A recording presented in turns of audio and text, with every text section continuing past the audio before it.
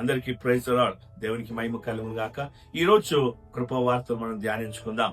23వ కీర్తన 5వ వచనము. నా శత్రుల ఎదుట నీవు నాకు భోజనము సిద్ధపరిచి ఉన్నావు, నూనెతో నా తల అంటి ఉన్నావు, నా గిన్నె నిండి పొరలుచున్నది. దేవునికి స్తోత్రములు. దేవుడు మీ శత్రుల ఎదుట భోజనం సిద్ధపరచబోతూ ఉన్నాడు. ఎవరైతే నీకు శత్రులుగా ఉంటున్నారో వారిని దేవుడు మిత్రులుగా మార్చబోతూ ఉన్నాడు.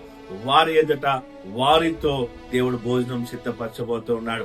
అలాగే దేవుని వాక్యంలో చూసినట్లయితే నూనెతో నా తల అంటి ఉన్నావు అనగా, నూనె అనగా పరిశుద్ధాత్మ శక్తితో దేవుడు నిన్ను నింపబోతున్నాడు. నా గిన్నె నిండి పొరలుచున్నది. కాబట్టి దేవుని యొక్క ఆశీర్వాదముల చేత, పరిశుద్ధాత్మ దేవుని యొక్క శక్తి చేత, బలము చేత నీ గుండె అనగా నీ హృదయము నిండి పొరలుచున్నది. కాబట్టి ఆ విధమైన నిండి పొరలి ప్రవహించే ఆశీర్వాదం దేవుడు మీకు ఇచ్చును గాక. ఆమేన్. God bless you. ప్రార్థన చేసుకుందాం. మహాపరిశుద్ధురానికి స్తోత్రములు ప్రభువా.